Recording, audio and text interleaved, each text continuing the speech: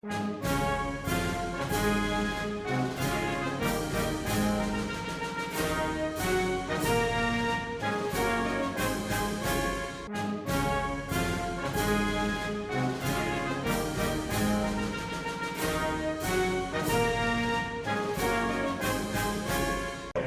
I'll let my friend Jolly until the camera starts. We have 30 seconds. He was actually involved in financing of it. Can you tell us a little bit more about it? What happened? Ladies and gentlemen, I've been in the motion picture business 30 years. I was involved with the financing of this movie here, and the majority of it is pretty much true. Of course, there was some Hollywood spin, like the police car going over the bridge. But the lady did die in the IRS office. So this is you should go out to the front and buy a copy of this and take it home. I'm in the process now of making a movie called Vote Scam. Vote Scam. Yeah, we're going to expose that. You got three major factors in the motion picture industry. You got Spielberg, you've heard of him, George Lucas. Now you got the third one is Ray Homer. He was a top man at MGM, about 25 successful movies that made money. He's my partner in this vote scam. Now, if people want to invest in it, we take the money to the trading market in Switzerland, and we have the cash before we make. They have their cash back before we make the movies. It's guaranteed. You can't lose. Thank you. What is vote scam? Tell us about the machines being crooked. Okay. Yeah. Well, we don't have time for that. I wish we did. You know, I want to introduce Charlie so you can talk to him during the breaks. Okay. We gotta get rolling with the program.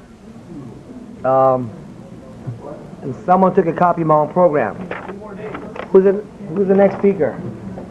Is it Bruce? Dave. Okay. All right. You guys ready at the back? Okay. By the way, it's available for $20 a copy at the back. We ran out of them, but we take orders and we'll ship it out to you, no shipping charge. It's a wonderful, fun movie. You'll like with your friends. Yes. Yeah. It's really great. You know, it's dramatic, it's funny, it's engaging, it's heartbreaking and inspiring. So that's why I had to take it out of theaters. And so Saturday night, Friday night, don't go to movies. Get your kids, your neighbors, your friends who think you're crazy. This is a fun way of getting them involved in this stuff. You know, really just, hey, check, we got this movie, Hollywood production, you know. They won't know what you brought to them until afterwards. They go, wow. And it's not just a guy like Bannister or me speaking from the podium. You know, it's a real movie. Okay, our next speaker, we're going to have a little switch on our speaker schedule. We're going to have Dave Wellington was scheduled, but since he's tied up right now, we're going to have our other speaker. I met our other speaker at one of our rallies. He said he became a student of mine after he heard about us through Free Enterprise Society. And he got to Free Enterprise Society because he was curious. Somebody called him and was wacko on the phone about all this freedom theories. He was wacko, all right, the guy that called him. But he did make him take down this information, which he looked into later. He found it to be true. And that led him to Free Enterprise Society, to become a member of them, student of Freedom Law School. And then that led him, now he's a web host for Joe Bannister. You go to Joe's website, he provides that for Joe free of charge. He's really a self-made man. He brought himself from poverty down to living the American dream. He's very intelligent, organized, articulated, winner, and he did something that very few people have done successfully. He ran as a libertarian for a public position, city council, and won. So is Bruce here? Bruce White? Okay, we had a little switch on the speakers apparently. Dave is here, so we're going to switch back to Dave, guys. Sorry. After all that, she's a professional switch. we just changed colors. So our next, well, that's okay. They're all very good. That's why they're back to back, front or back. It's all good. Our next speaker had a pleasure meeting in 1995 through Free Enterprise Society. They introduced me to a lot of good people. I gotta admit, you know. I mean, that's what you hear too also. We introduced you to Rodney Stitch and Ted Gunderson and Ron Branson and Charles Key, all these other people. They were the ones that introduced me to a lot of these people. And he was having amazing results in courts, like getting houses back that the IRS had illegally seized and sold, hitting the employers over the head for sending in money to the IRS of the employee's pay, which was illegal. You know, suing towing companies and cops for stealing people's cars on behalf of the IRS. I was so amazed by his real successes, you know, that I had him come to California, spend 2.5 days having him do a detailed, step-by-step course. Please give us your genius, put it on tape, so we can copy the same thing you're doing. And after that, and it's called Beat the IRS Now, he came down with me, we did another 2-day course together on how to get your slave surveillance number off government computers, which you can, except for tax and social security purposes. You can take it off, legally following the law and procedures.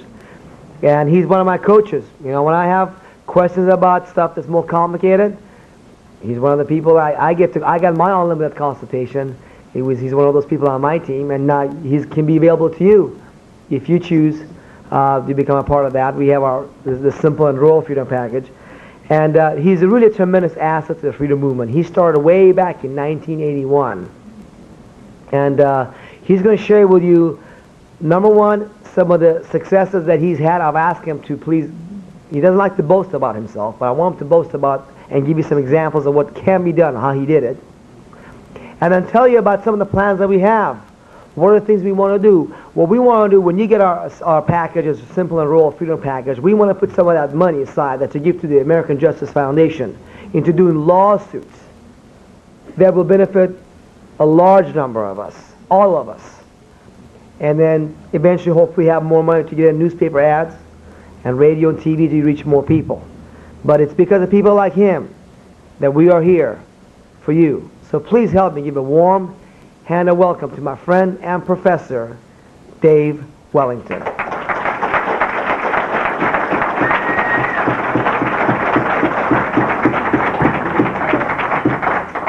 All right, thanks for that warm welcome.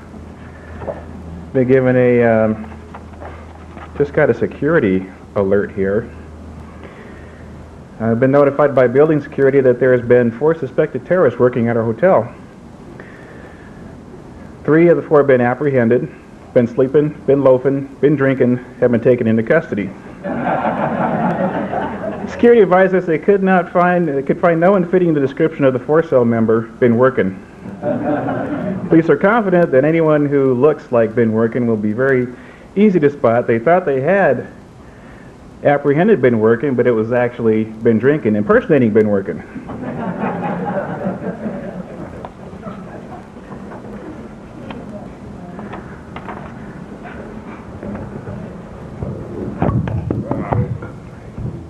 Can you get that, Dave?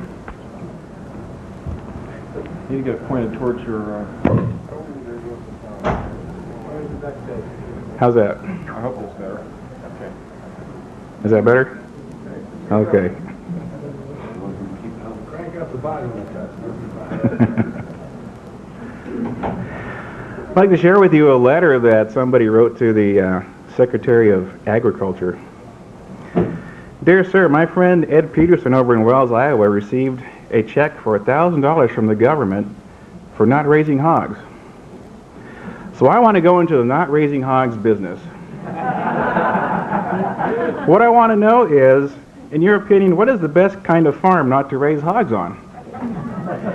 What is the best breed of hogs not to raise? I want to make sure I approach this endeavor in keeping with all government policies.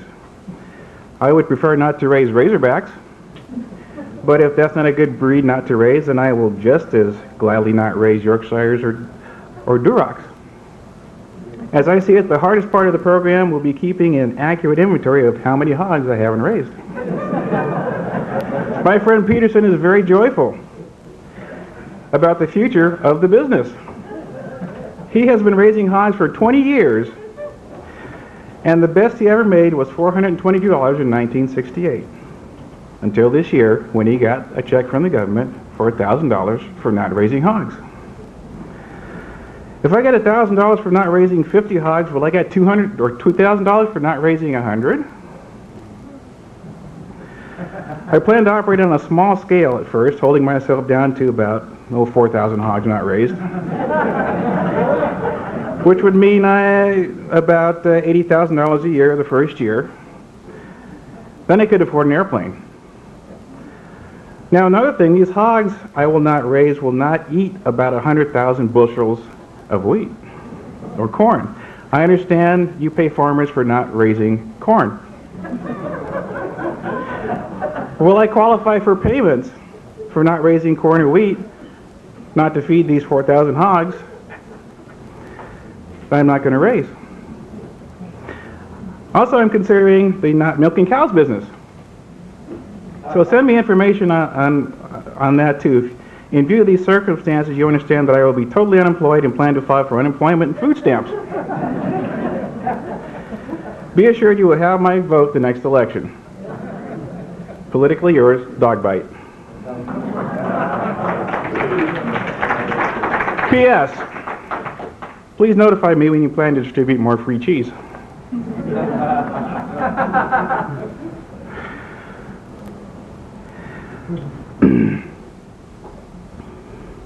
Well, putting all seriousness aside here, we have this abomination in this country that we call the income tax. I have a former presidential candidate by the name of Alan Keyes who says this is a slave tax. Actually, I think he's not exactly right, because even slaves were able to keep more of the fruits of their labor than what people keep today. Right. And I also think he's not quite right, because there are serious questions about the validity, the application, and the administration of this tax. Back in the 1890s, there was a U.S. Supreme Court decision that said the income tax was unconstitutional. So Congress set out to amend the Constitution.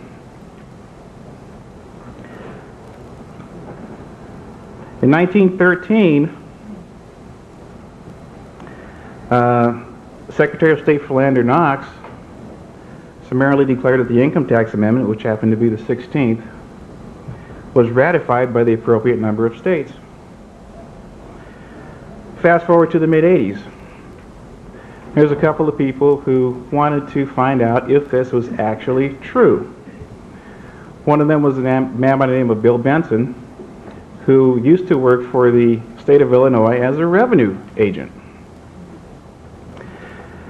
He and another man by the name of Red Beckman went to the archives of each of the states that was in existence at the time, in 1913, to see if they had actually ratified the amendment.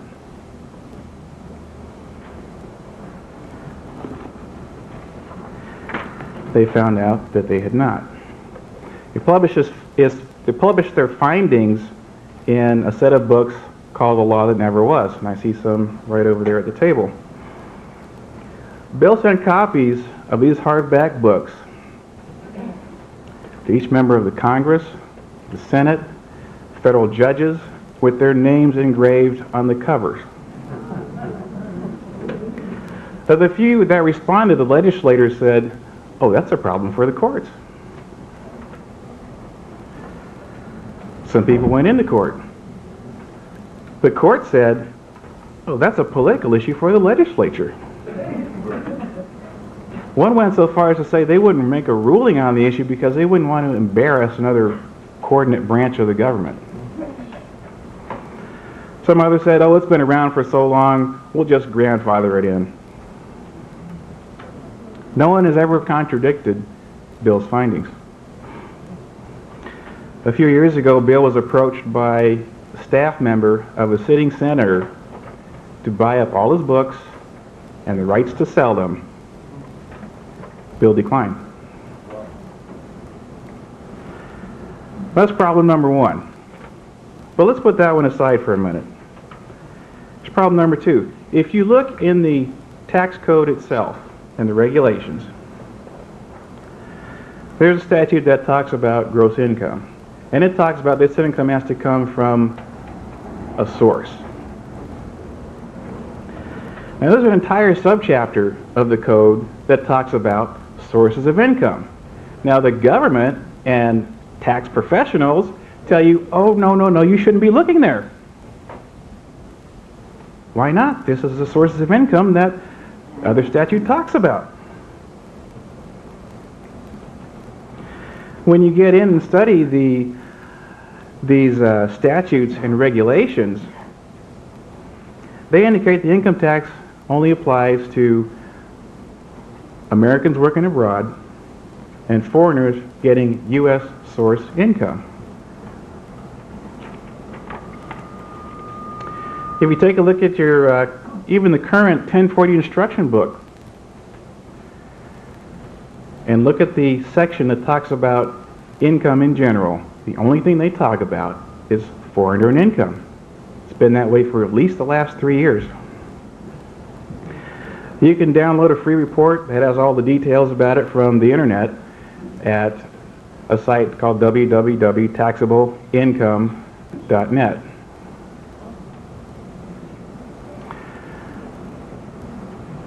That's problem number 2, but let's put that one aside for a minute as well. This one's really amazing. This whole system is supposed to be based on a return, right? Filing a return. But if you look in the code, the term return is not defined anywhere. They don't tell you what it is. You can look through the entire Internal Revenue Code and you won't find the definition for a return.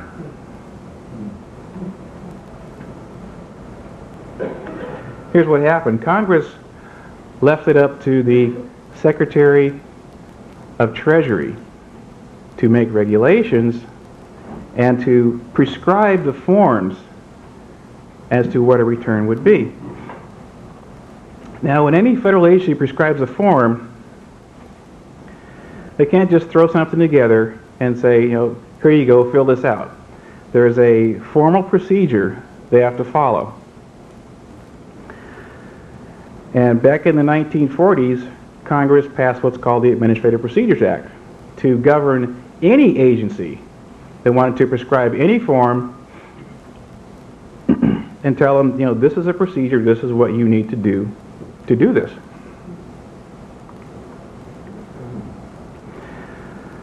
What the Act requires is that the agency publish in the Federal Register the content of the form and any proposed regulations, any booklets, any instructions, virtually anything at all that might relate to the form.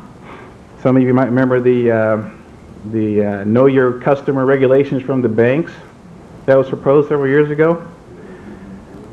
When those came out in the Federal Register, they got the public comment on it, those regulations went down in flames.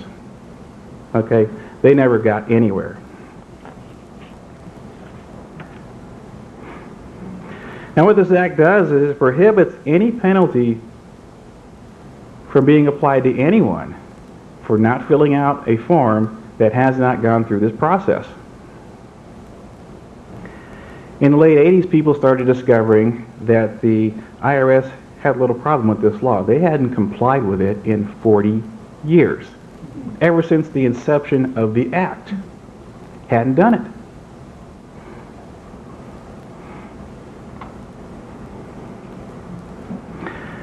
And you know how Congress is changing the law, you know, the tax code every year?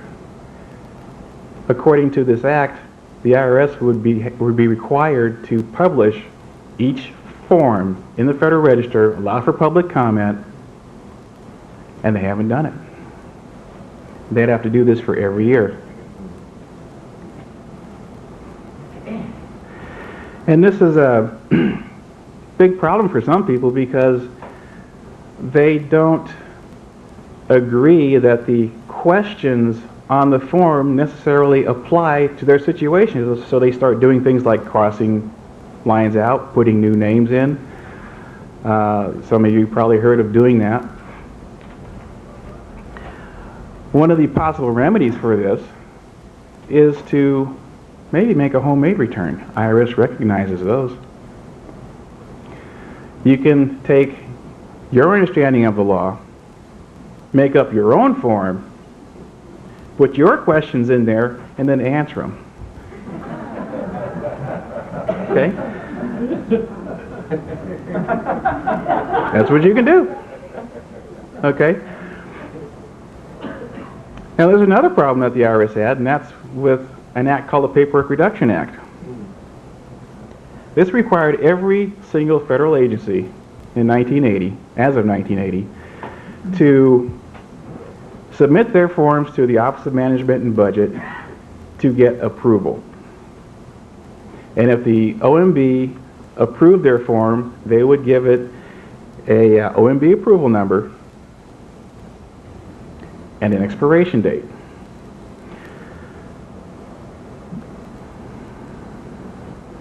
Now this act also said the public could ignore any agency information request with impunity if it did not contain an OMB control number and an expiration date. Today the IRS still has no expiration date on their tax form. It's never even had any OMB approval or expiration date on their instruction booklets.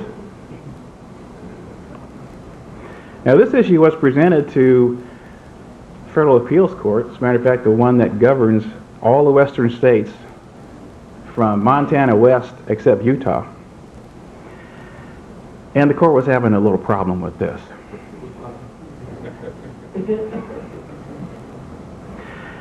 And in order to get around the problem, what they said was, no one is required to use a 1040 form or instructions to file a return. Okay, you're not excused from making a return. We're not going to tell you what it is, but you still have to file one.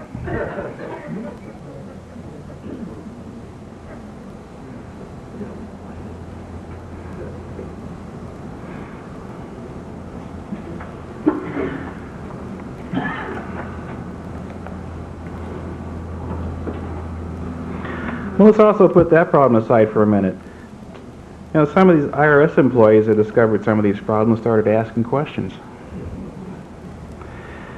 Instead of getting answers, they were either asked to resign or quit. People like Joe Bannister, John Turner, Sherry Jackson, all these people have the same problem with the IRS, and they quit. Do we have a serious problem when the government treats its own employees like that? I think we do. Let's put that aside too for a minute. In 1999, Bob Schultz started a series of attempts to exercise our First Amendment right to redress of grievances by having meetings with public officials to discuss some of these issues. Every single time the government has either refused or broken an agreement that they would appear and didn't show up. They keep running away. Why do they keep running away? Now some might say, well, you know, you start to pay income tax because the government needs revenue, right? Or they say something like, well, you're not paying your fair share. Well, let me ask you this. What is the main reason that the government gives for having taxation at all? Raise revenue?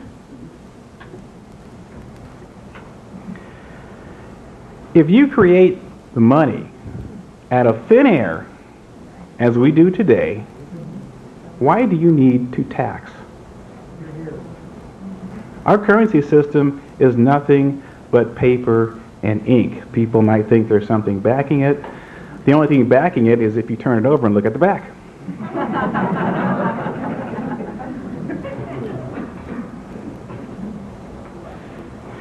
Now, if you could go home and print up all the money that you wanted, would you have to work anymore? No. Same principle for government. Now some people might come up and say, the knee-jerk reaction would be, oh, well, that would cause inflation. Well, guess what? They just conceded that taxation is not for revenue. Okay, it's for something else. This is the same thing that a man by the name of Beardsley Rummel said back in the 1940s. He's an ex-chairman of the New York Federal Reserve Bank. This is the same question that was raised by a Supreme Court justice back in 1884, a man by the name of Justice Field. And he asked the question, if Congress has the power to make notes a legal tender and to pass as money or its equivalent, why should not sufficient amounts be issued to pay the bonds of the United States as they mature? Why pay interest on the millions of dollars of bonds now due when Congress can in one day make the money to pay the principal? And why should there be any restraint upon unlimited appropriations by the government for all imaginary schemes of public improvement if the printing press can furnish the money that is needed for them? That was over 100 years ago. What's changed since then? This was also when the currency, the paper currency, was still backed by metal. The only thing that's happened since then is no backing at all. Hey, for taxes are not for revenue. They have not been for revenue for a long time, as long as we've had a paper currency system. They can print up as much as they want. And let's not even get into the issue of the comprehensive annual financial reports that every city, county, state, and I believe the federal government puts together for every year. You think Enron's been bad? Our governments have had two sets of books for a very long time. One of them is what they call the budget items, and the other is called the off-budget items. Okay, and in the comprehensive annual financial reports, they come together. The budget items are the ones that they show you and say, hey, we need taxes because of this. And if you want more information on that, you can go to www.cafrman.com. Some of you might remember Jesse Ventura, governor of Minnesota, gave this huge tax refund. Where'd that come from? Came from this huge slush fund that every government has put aside for what they call a rainy day.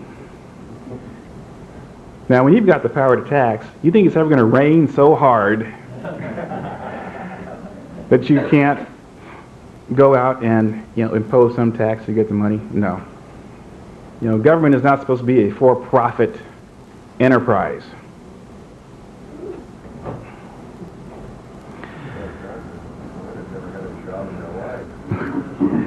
There's another system that's just as bad as the income tax. And the thing I'd like to ask you to do is, how many of you would be comfortable going into the wallet or the purse of the person next to you, somebody you don't know, taking out 8% and putting it in your pocket? Would anybody feel comfortable doing that? No hands. Don't try it.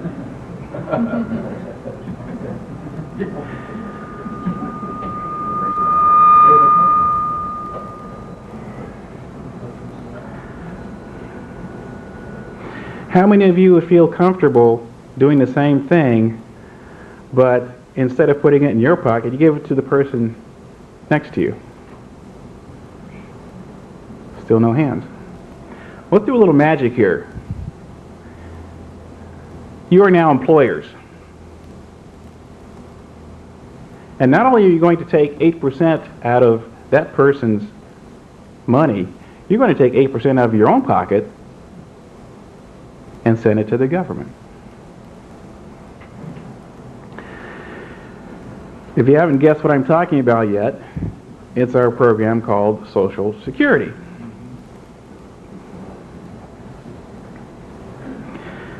Isn't it nice how the government comes up with these really nice sounding names for what is nothing but institutionalized theft?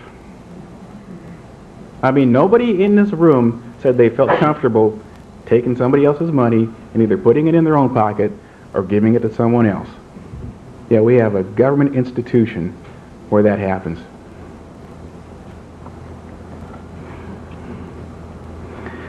Yeah, if you tried to do this on your own, they wouldn't just put you in the jail, they'd put you under the jail.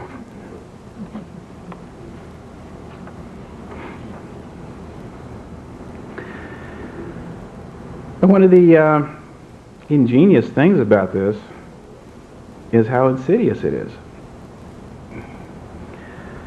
It's a self-perpetuating system, because what do people say when they go to collect? Oh, I paid in, I want what's coming to me. It helps perpetuate itself.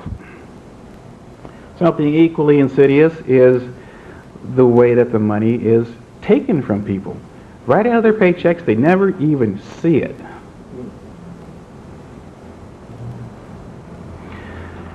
I have a big problem with that. Most of you have heard of the Fifth Amendment to the U.S. Constitution. You know, it's famous for you can't be forced to be a witness against yourself, right? There's another provision in there that talks about, that says, no property shall be taken for public use without just compensation. Are they taking your money? Is your paycheck your property? You bet it is. Are they using the money for public use? Could be argued that they are. And if they are, you're entitled to compensation.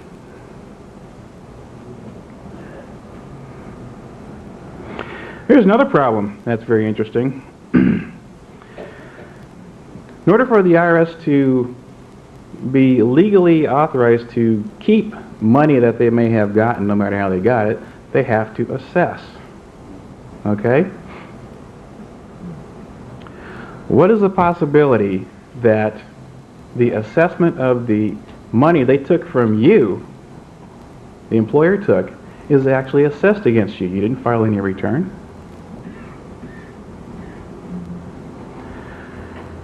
They don't assess any tax against you, okay? They have your money in their possession with no assessment against you. How about if you ask for it back?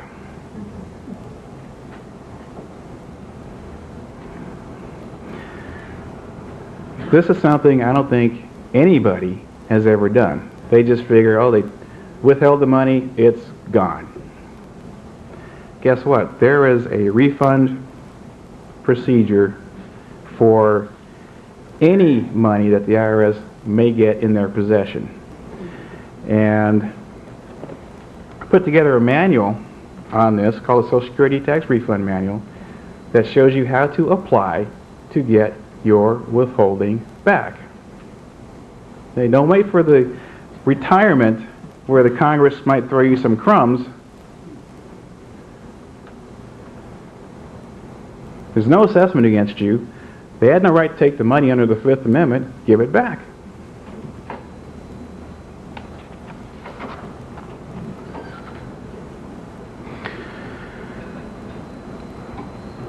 And with all these problems and fundamental questions about the government, they still force this system down the people's throat. I can't call this anything but a big grand scheme of nothing but extortion. I see no difference between what the mafia does and what the IRS has been doing. Right.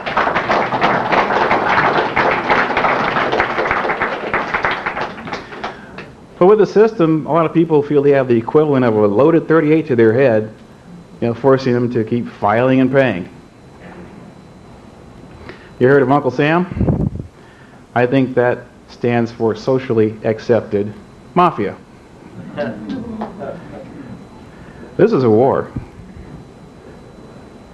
And it's not just a legal war, it's a political war, It's a public relations war. Some of you may have seen the ads in USA Today that Bob Schultz did. Other than contributing to causes like that, what can you do?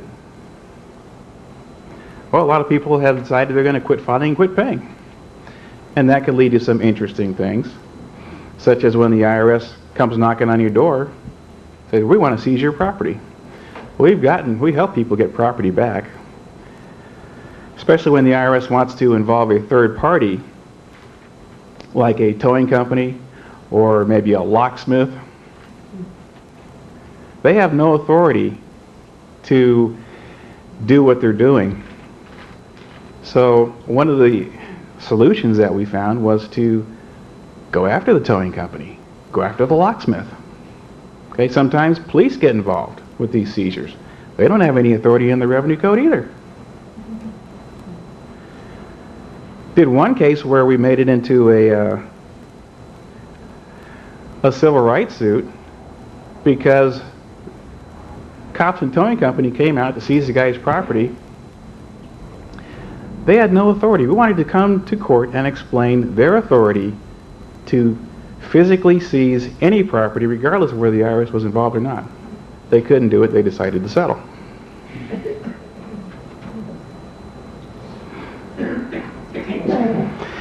Now, some people think the non-filing, non-paying might be a little bit too risky. You might want to consider doing something else, maybe a homemade return. Or something else you can do is file what's called a no liability return. You cannot be forced to admit to a liability that you don't believe you owe. Yeah, the government wants to force you to file. That doesn't mean you have to admit to a liability. And when you do this, it's going to force the IRS to, or require the IRS to follow procedures that they're probably, most likely, not going to follow, which will mean they will have made an illegal assessment and your money would be refundable. There was a corporation that got a $10 million refund because the IRS didn't follow procedures.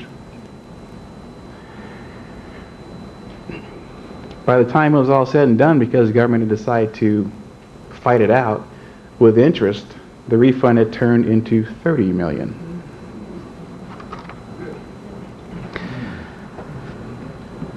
We put together another manual on that. It's called the No Liability Return Manual.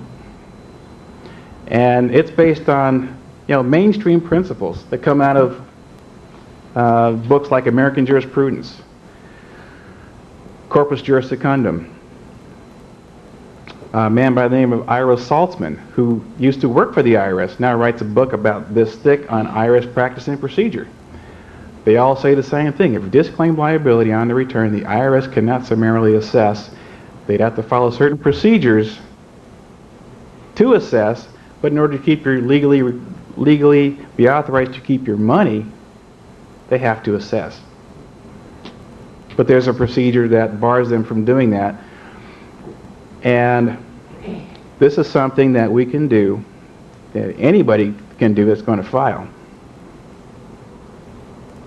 to set yourself up and be in a position for claiming complete refunds of anything that might have been withheld, might have been paid, estimated payments, what have you. And what we want to do is, our goal is to get rid of this system. And this will allow people who, may think it's too risky for not filing or paying to be involved and do something. Okay, we want to have support for our advertisement with the Bob Schultz and the We the People Foundation, but this is something that people can do on an individual basis. Because if we can make it so expensive for the government to administer the system, it will fall. All right, thank you for your time.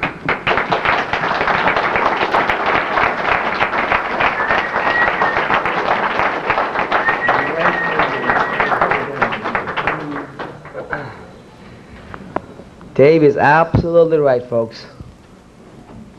You know, although people have come into me and said, oh, well, look how corrupt the courts are, look what happened to Rodney, can't do anything, you know, and kind of throwing a hand up thing, as you've seen. You don't need to be another Rodney Stitch and go to the heart of the criminality and be a crusader, you know.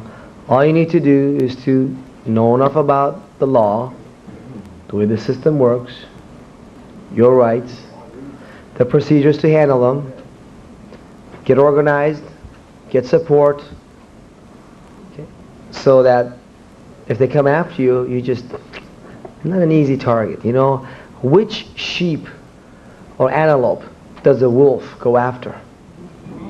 The strong? The healthy? No, the weak, the unprepared, right?